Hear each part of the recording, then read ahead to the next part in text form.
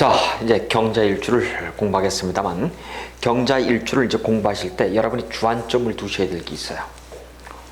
물론 제가 이제 일주 분석을 얘기할 때는 자의 형상, 삼명통의 자의 형상, 천간지지의 어떤 동물의 형상, 이미지, 그림 등등, 그리고 천간과 지지의 각각의 특성, 그리고 우리는 12성, 12운성, 12진살, 공망 등등을 가지고선 자평과 신살의 영역을 아울러서 하나를 쭉 끄집어낼 수 있는 것, 이것을 머릿속에 염두에 두시고, 그 다음에 우리가 이제 경자일주를 공부하는 데 있어서 이제 여러분이 주안점을 두셔야 될 게 뭐냐면, 이번에는 자수, 즉 일지의 자수가 갖는 의미에 대해서 아마 여러분이 완벽하게 이해를 하신다고 한다면 아마 경자일주는 아마 공부를 거의 하시게 될 거예요. 그 다음에 또 하나, 경자일주는 크게 상관을 보고 있어요. 그렇죠? 그 다음에 여러분이 공부할 주안점이 자수고요. 더불어서 자오의 충까지 우리가 자오의 동태를 공부를 하시고, 그 다음에 이양 상관이라고 한다면 여기는 금수의 상관이에요. 그렇죠?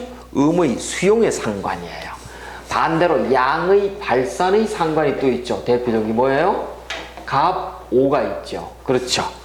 그래서 갑오와 경자를 여러분 동시에 비교해봐도 좋습니다. 근데 어떻게 되었든 간에 오늘 우리는 이렇게 경자일주라는 걸 가지고 이제 공부를 하시는데, 아까 말씀드렸습니다만은 일단은 자수의 주안점을 두고 오늘 공부를 좀 한번 해보시자고요. 자, 동그라미를 다시 한번 그립니다. 여러분 잊지 마세요. 정북이 있고 정남이 이렇게 있고요. 물론 정동에 정서가 이렇게 있어요. 근데 이 자오는 좌우선 해서 우리가 지구의 자전과 공전의 중심축으로 이렇게 나와 있습니다만, 실제는 지구의 그 중심축이 23.4도 이렇게 기울어져 있어요. 그렇죠? 그래서 사실은 이렇게 돼 있답니다. 그래서 여기가 축이 와 있고 이게 미가 와 있어요. 그렇죠? 그래서 여러분 가장 추운 때가 언제예요? 자월이 추워요? 추월이 추워요? 추월이 추워요. 섣달이 제일 추워요. 가장 추운 게 5월이 추워요? 미월이 추워요? 더워요. 미월이 덥죠? 왜? 그래서 삼복이 들어가 있는 거예요. 이게 왜? 23.4도 때문에 그래요.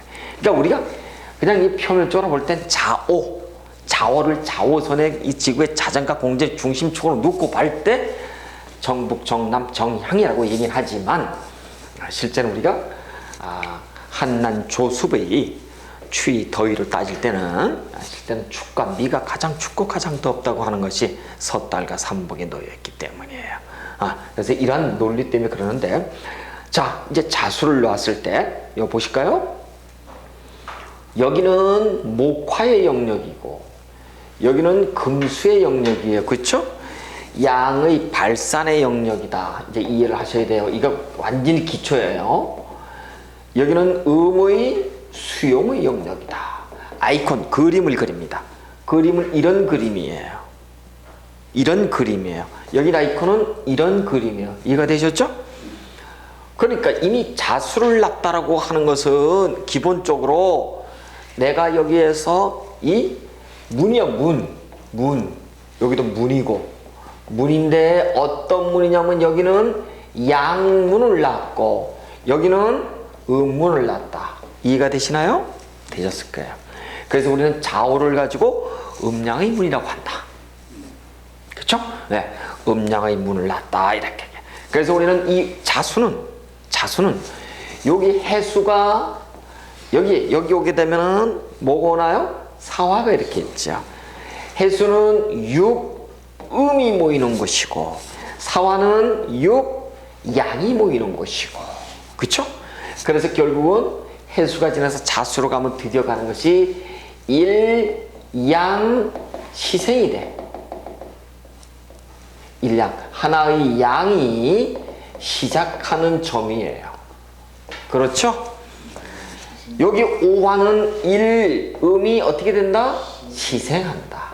하나의 음이 시작되는 점이다.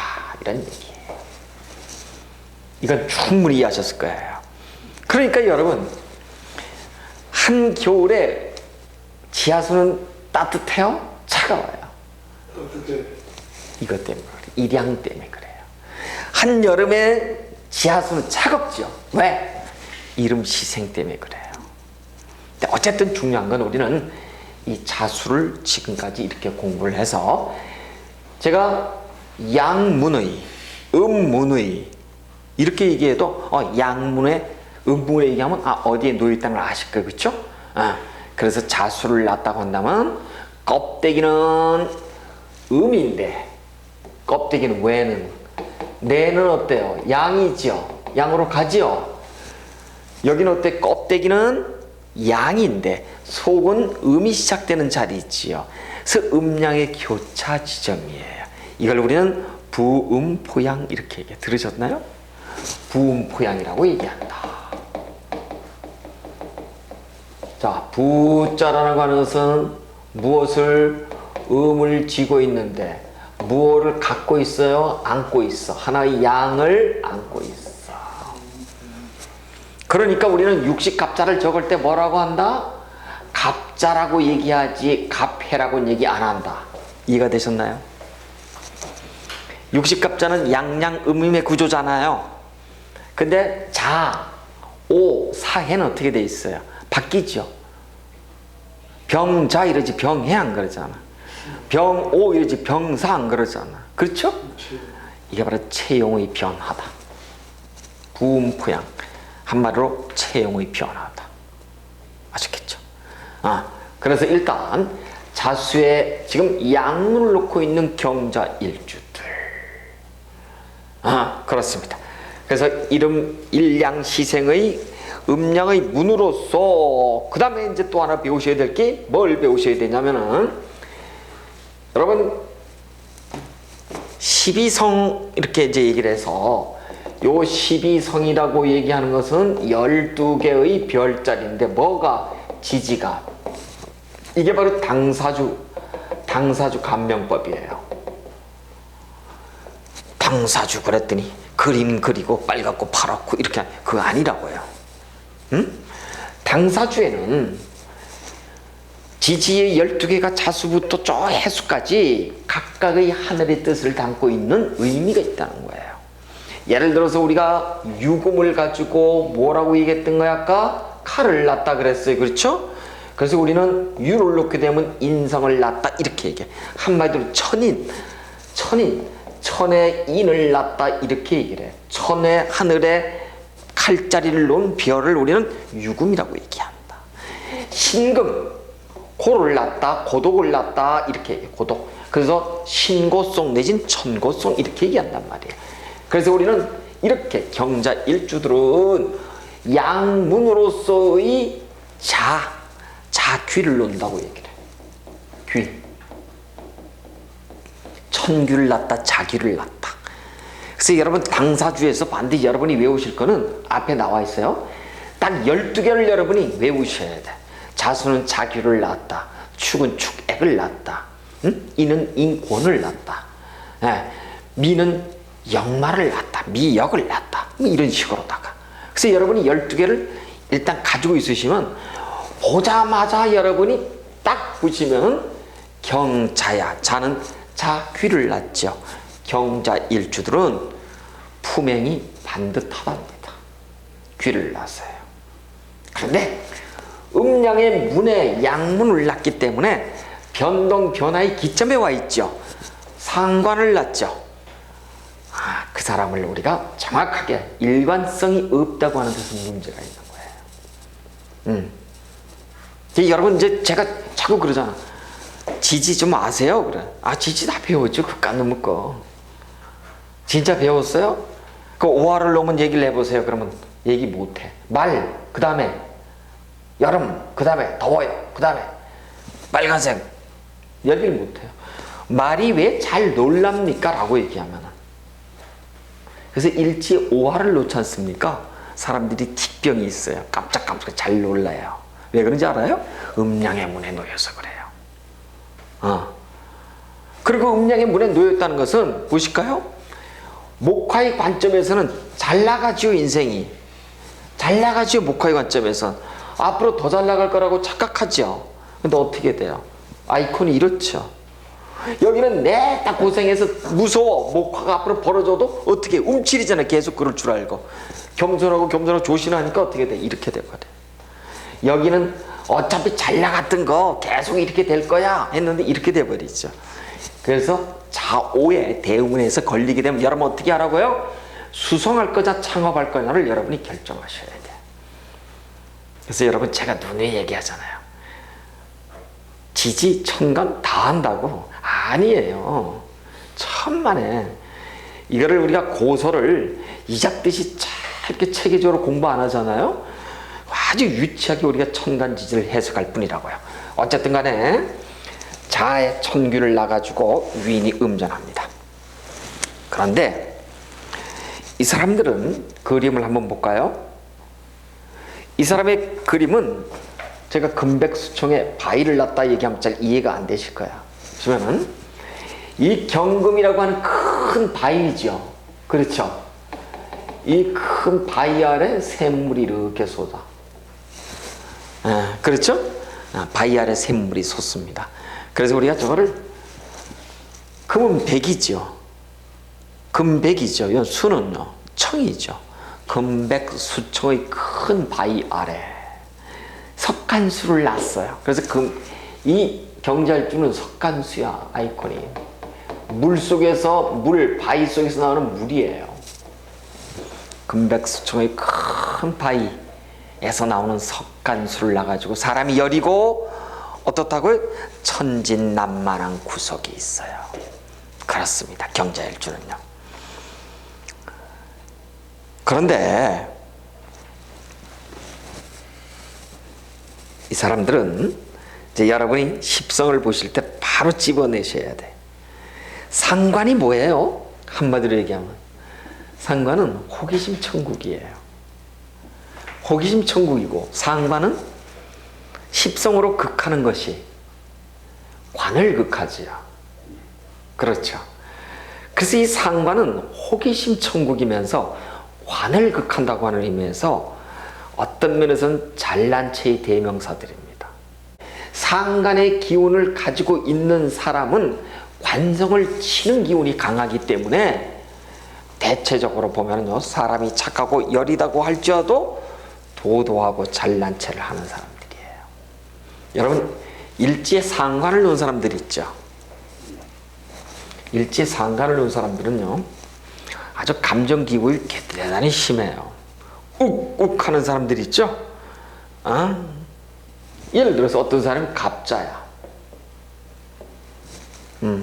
갑자가 아니라 가보야. 가보라고 그러죠. 이 사람은 어떤 사람인 줄 아시죠? 상관을 놨죠. 목화의 상관요. 상관이 병, 그 다음에 정 이렇게 놨어요. 상관 로강으로 놨어요. 절대 지는 것을 용납하지 않습니다. 큰 싸움으로 일어날 사람들이에요. 그래서 이런 사람들은 우리가 득수이청에서 큰 깨끗한 부를 얻은 사람이지만 상관을 일지에 보고 있고 그 다음에 그 상관이 기운이 너무 강해서 도도하고 잘난 체를 잘하는 사람들, 일지에 상관이 있으면 무조건 우리가 그렇게 보는 겁니다.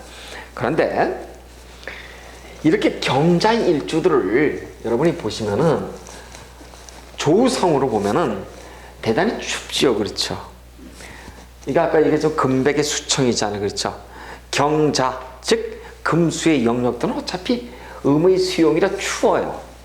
추운 곳에 있기 때문에 저렇게 강한 경금이 수를 이렇게 식상으로 다 이용할 때는 반드시 무엇이 있어야 되냐면은 목이라는 것과 화라고 하는, 한마디로 얘기해서 재성과 또 하나는 관성이 있죠. 그렇죠?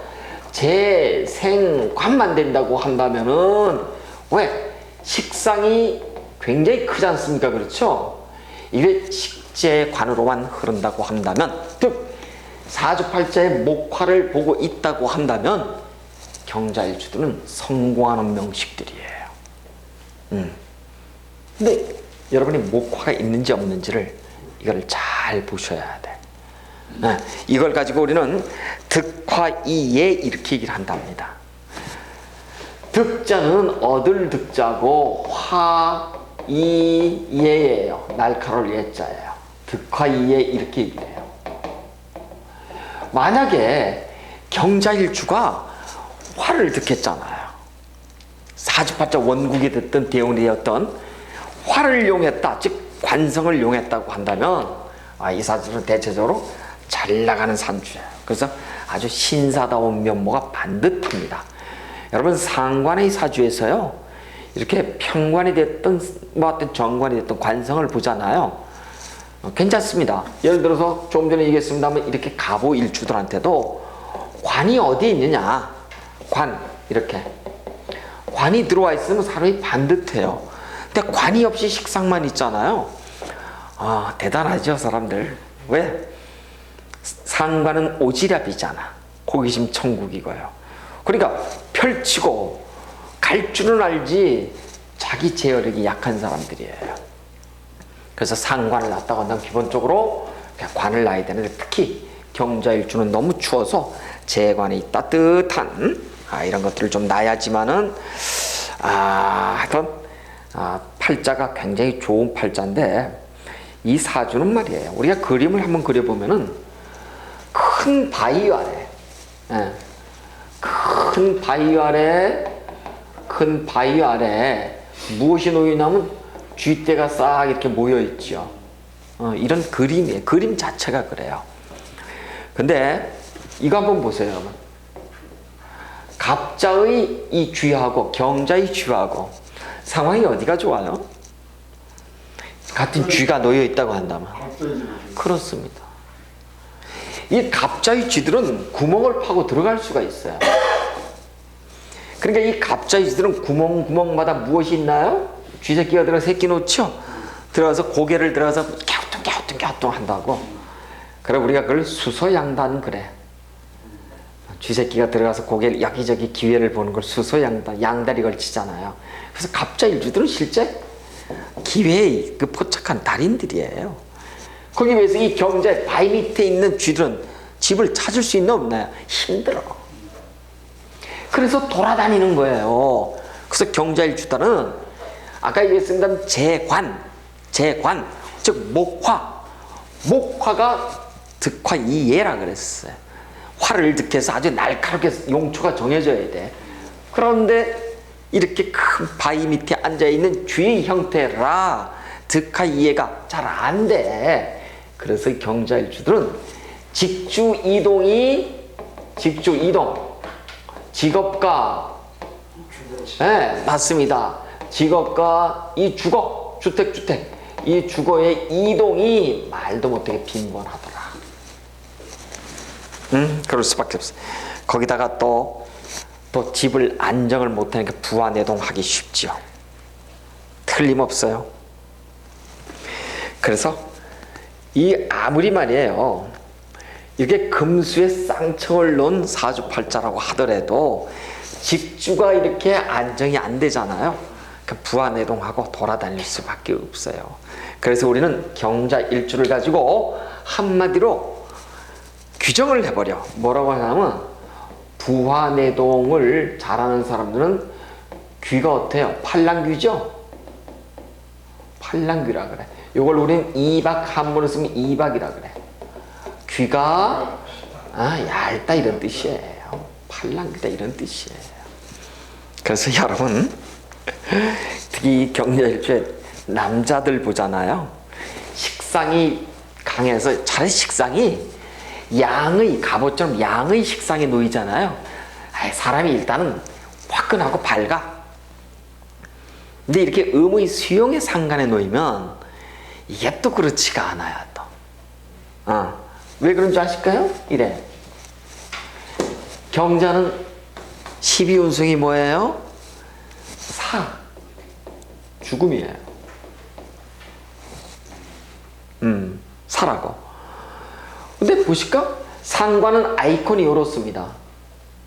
상관의 아이콘이 이래요. 확 위로 올라가는 거예요. 근데 위로 이렇게 걸렸죠. 걸려 있어. 그래서 상관도 상관다운 상관이 아니라고. 갑오일주의 상관은 갑오도 보면은 갑이 5에 놓이면 4에 들어가요. 여기도 이런데 여기 이렇게 걸려 있어. 근데 여기는 갑오, 양의 발산이라 이게 두 개씩이 있는 거예요. 어차피 양이고. 근데 여기는 음이라 이러한 음양의 기운에 상관만 이래. 근데 여기 사에 걸려버리죠. 그래서 여기는 사람이 소극적이야. 소극을 할 수 없어. 근데 여기는 다 이래. 양이고 상관이고. 근데 여기에 걸려버렸어. 사에 걸리니까. 이런 사람들은 성격이 아주 급하고 아주 대단하죠. 여기도 그렇지만. 근데 여기는 음양이 다 걸려서 아주 소극적이야. 물에 물 탄 듯. 근데 여기는 아니야. 아주 대단한 사람들이란 말이에요. 이렇듯이 이렇게 경자 일주들은 전부 다 상관이 이렇게 사궁에 놓여가지고 외견은 말이에요. 외견은 어떠냐면 이렇게 금의 흰색을 놓고 해서 사람들이 아주 고고하고 도도한 척 이렇게 보인단 말이에요. 그런데도 돌아서면 어떻다고요? 제가 전 시간에 말씀을 드렸어. 일지에다가 수를 놓는 사람들은 수, 해수가 되었던 자수가 되었던, 특히 이 자수를 놓게 되면 어떻다 그랬다고요? 수심이 있다. 이걸 반드시 기억을 하셔야 돼. 그러니까 겉보기에는 왜 고야? 아주 고고해. 근데 내는 어떻다고요? 고야. 내도 고야. 어떤 고예요? 외고, 내고하다 그래. 겉보기에는 고고하고 도도한데 속으로서는 고독한 사주팔자요. 마음속 그늘이 항상 있는 사주다. 우리가 그렇게 얘기한답니다. 그러니까 너무 깨끗해 사람이. 이 경금에 흰 백이죠? 물이 있어요.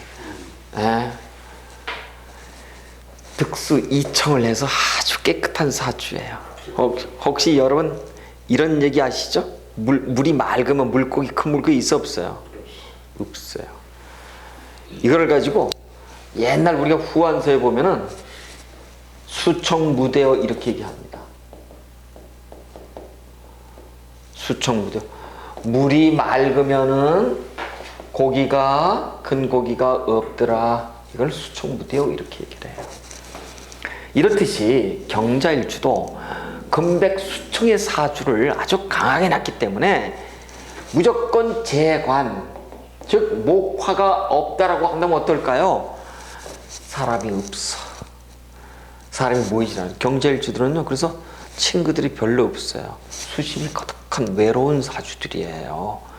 실제 여러분 보시면. 그래서 경자일주들은 신일수록 미인도 많지만 외로움을 많이 타는 그런 사주들이더라. 우리가 이제 그렇게 볼 수가 있는데, 자, 지금부터 이제 삼명통해로 한번 좀 쓱 들어가 보시자고요.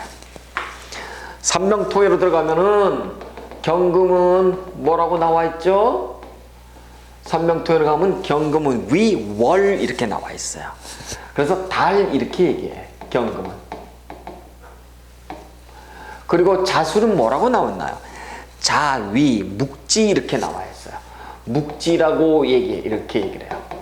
묵지 이렇게 얘기를 하는데, 묵지는 벼루의 벼루.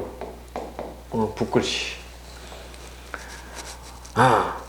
여러분, 이 자수를 놓은 사람들은요, 일지에 손재주가 대단해요. 특히 이게 문장가들이 있죠. 글씨 잘 쓰고. 그래서 여러분, 혹시 자년에 태어난 사람이, 내가 쥐띠야. 근데 저기 시가 해시에 태어났다. 그러면 쌍어유묵 이래서 이런 삼명통해 같은 데서는 대단한 문장가요. 그 다음에 이 손재주가 좀 붓글씨 잘 쓰고 서야 하는 사람들 있잖아요.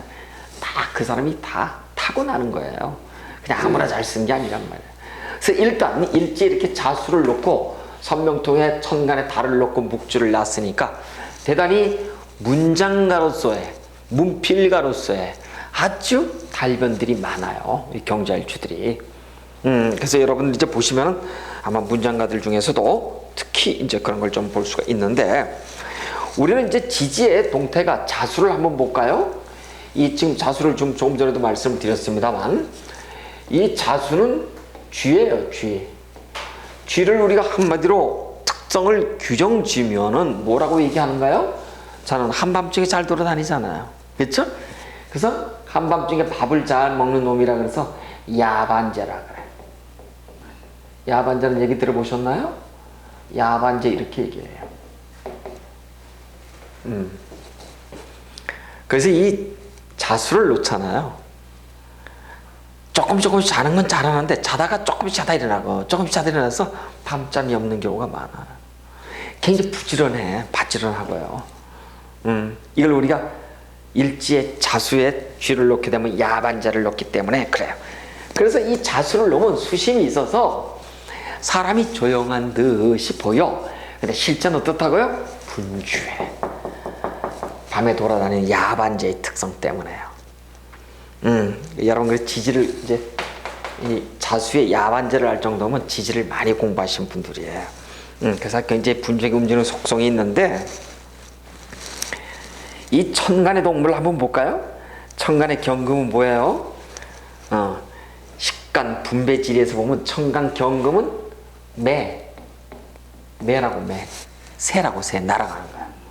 예. 그 다음에 이거는 쥐고요. 매하고 쥐는 말이에요.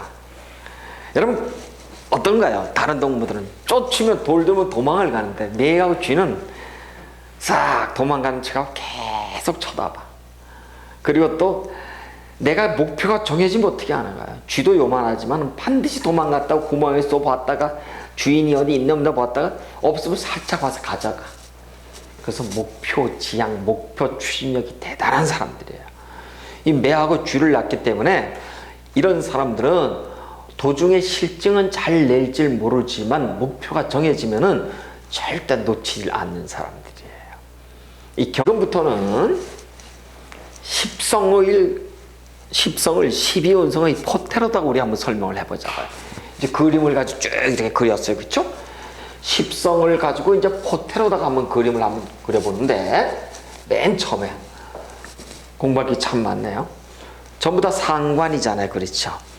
상관인데 경금이 자수를 보게 되면은 12운성의 포테로는 어디에 들어가든가요? 사에 들어가. 사. 죽음.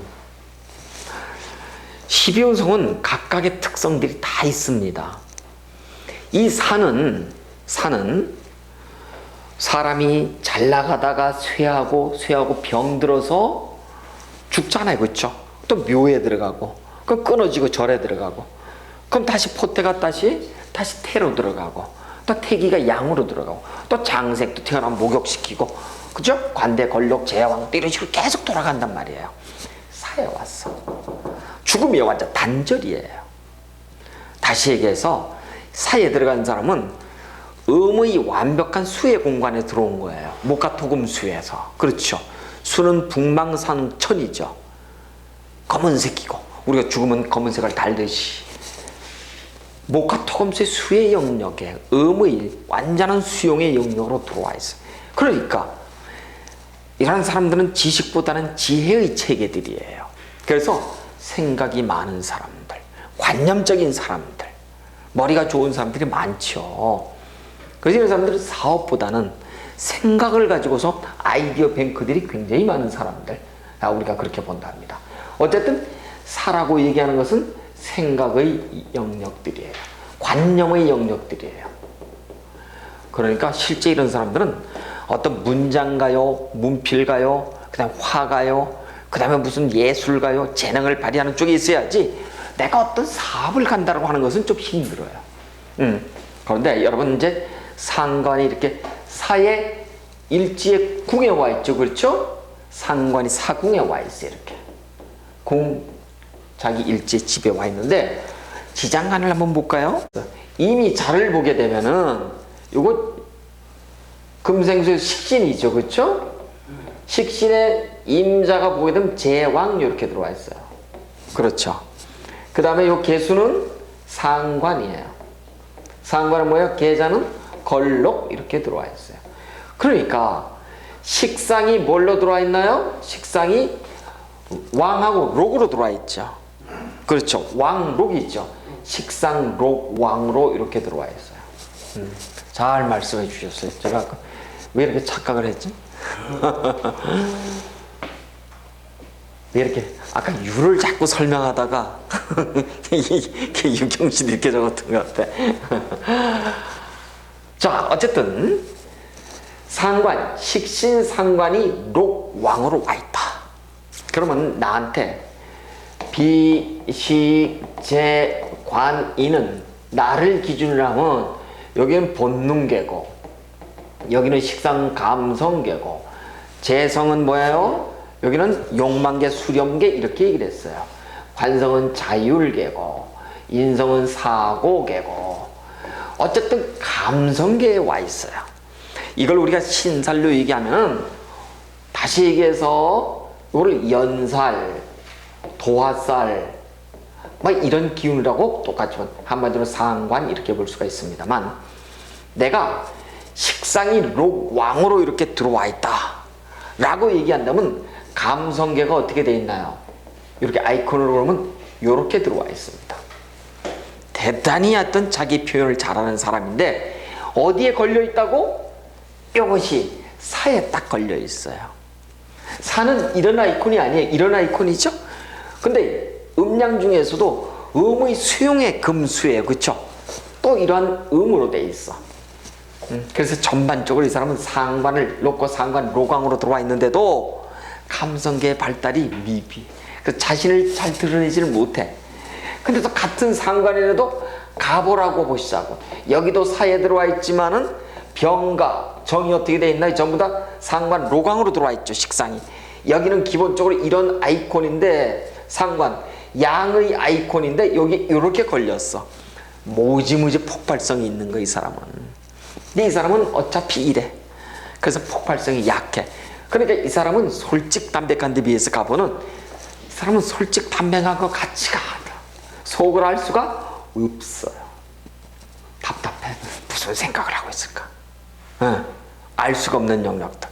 그래서 우리가 상관 로강을 지금 이제 보고 있습니다만 상관 로강이라고 얘기한다면은 무조건 상관은 여러분 두 개만 기억하시면 돼요.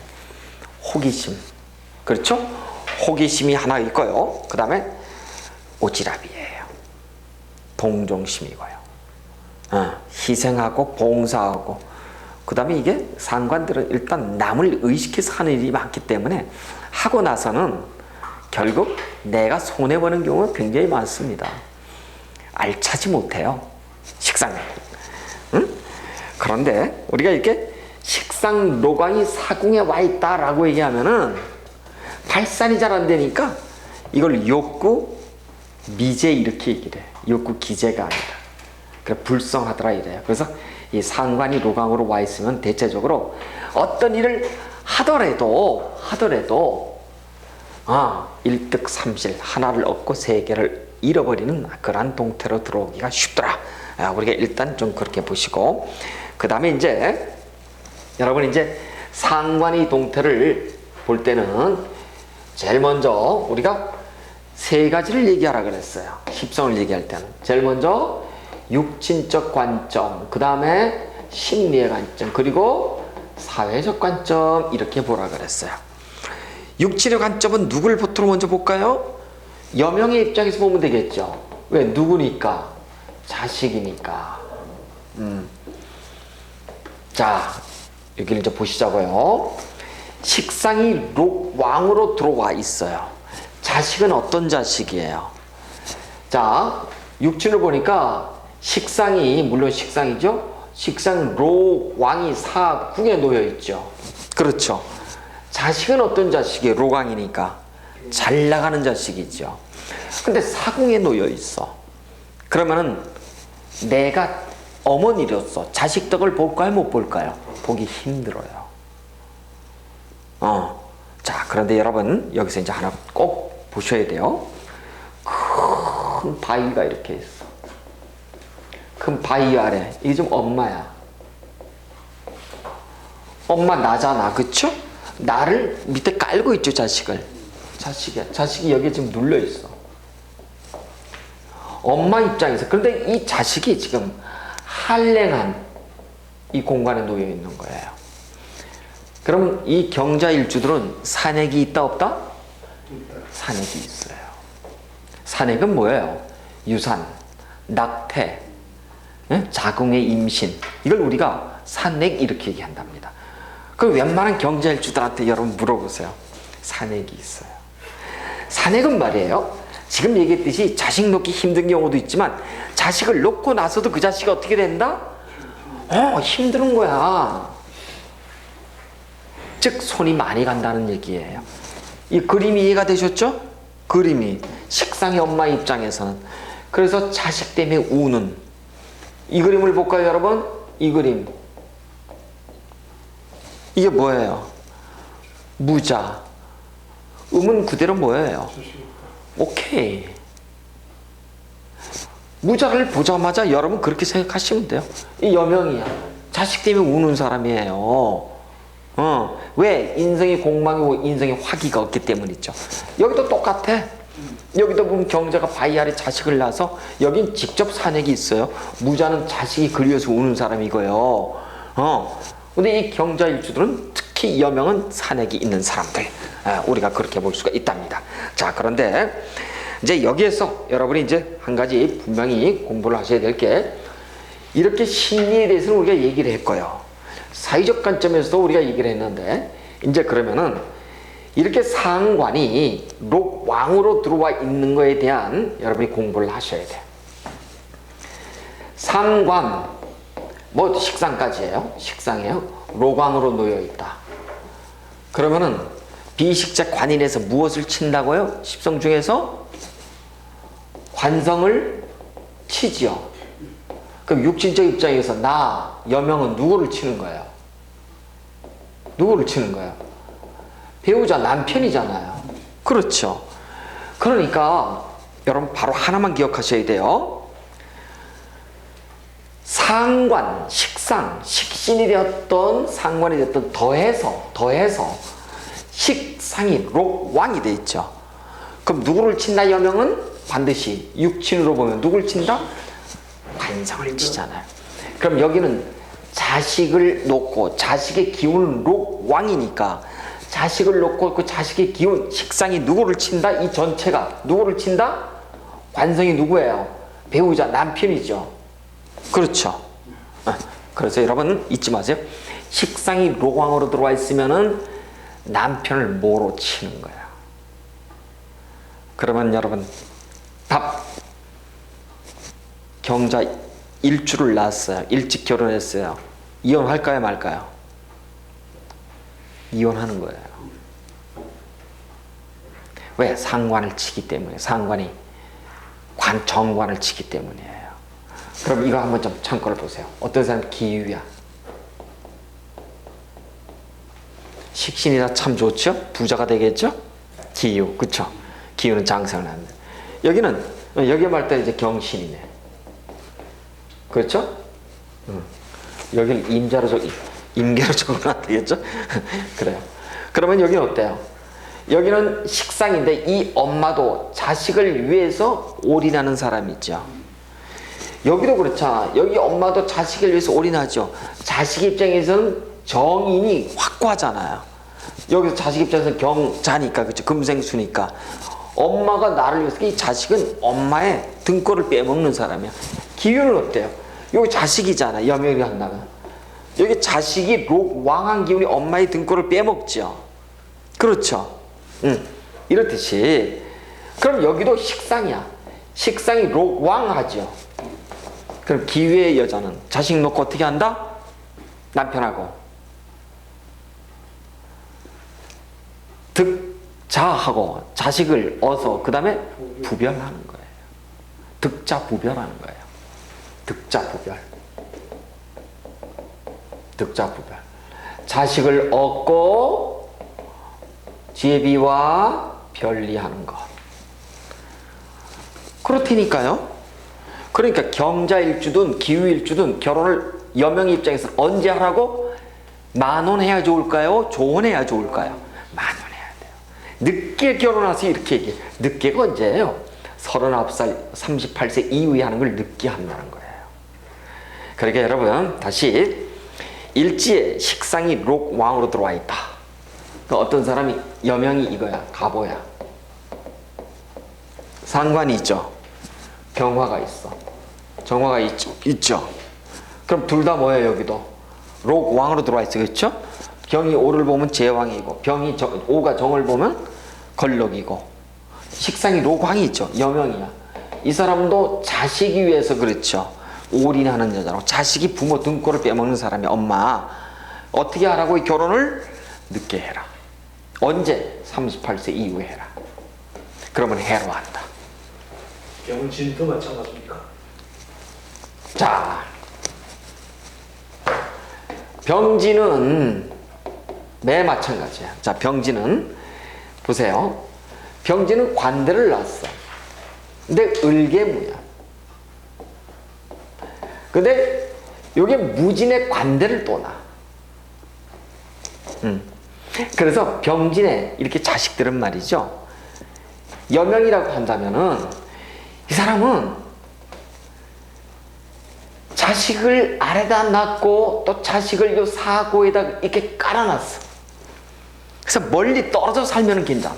자식 넣고요. 사고에다 집어넣어놨기 때문에. 여기는 관대지 로광은 아니죠. 화생토, 그쵸? 식신. 식신을 받기 때문에 여명이든 남명이든 사람 착하기는 그지없어요. 그런데 남편 때문에 외로운 사주예요. 그래서 쉽게 말해서 남편 때문에 눈물 좀 흘려셔야 돼. 그런데 이 토가 자식이 지금 어디 들어와 있나요? 사고에 들어와 있죠. 관대를 놓기 때문에 병진일주들은 자식하고 일찍 떨어져 살든 그러지 않으면은 자식 덕을 바랄 수 없고 자식하고 헤어지기가 쉬워요. 근데 관대의 동태가 아니라 식상의 논점을 따지는 거예요. 병진은 식상이 아닙니다. 식신을 낳지만 왕은 아니에요. 그쵸? 이렇게 갑오처럼 기후처럼 경자처럼 식상이 로강이면 무조건 관성을 치더라. 관성을 치더라. 물론 여명 입장에서 아까 병진처럼 식신이 되었던 배우자 자리에 기본적으로 식상이 놓이면은 관성이 쓸 곳이 없습니다. 그러면 배우자 관계는 썩 바람직하지는 않습니다.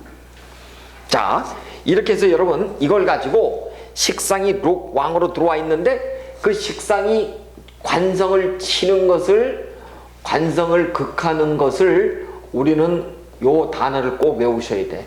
이거를 우리는 뭐라고 얘기한다고요? 상관, 견관 이렇게 얘기한다. 상관, 견관.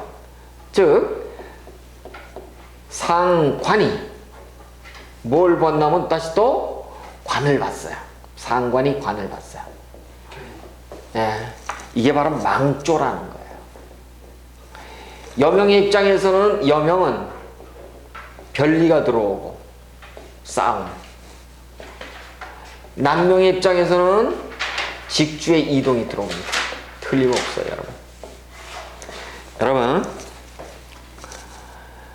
여러분이 사시면서 상관의 운을 봤다고 보시자고요. 되는 일이 하나도 없어요. 식상의 운을 놓잖아요. 수성해야 돼요? 창업해야 돼요? 수성해야 돼. 식상의 운은 한마디로 착각살이요 사직신이에요. 대체적으로 보면요. 식상의 대운을 놓잖아요. 특히 상관의 대운을 놓잖아요. 상관의 연운을 놔도 그렇습니다만 되는 일이 하나도 없답니다. 그래서 아주 조심해야 돼. 그래서 우리 수성할 때 제일 좋은 게 공부해라, 기도해라, 직장생활해라 이렇게 얘기를 하는 겁니다. 어쨌든 여러분이 오늘 배우실 거는 식상이 로광으로 들어오면 상관, 경관의 기운이 대단히 강하더라. 이걸 여러분이 그래서 상관, 경관이 들어오면 위화백단 이렇게 얘기를 해요. 위화백단. 위화백단은 한마디로 얘기해서요. 화가 100가지나 미치더라 이런 뜻이에요. 화가 100가지나 미치더라. 화가 100가지나 미치더라 이런 뜻입니다.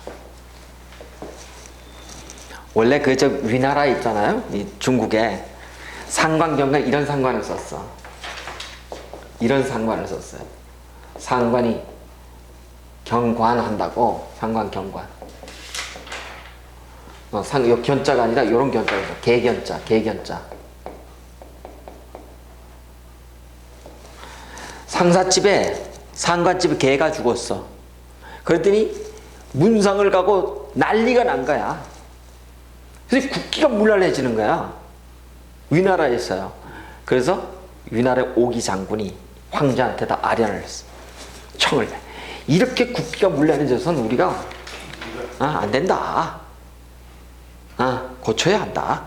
그래서 상관이라는 놈은 자기가 반듯하지 않으면 안 된다. 이렇게 해서 이제 그걸 고치게 돼요. 근데 이걸 가지고 이제 이석영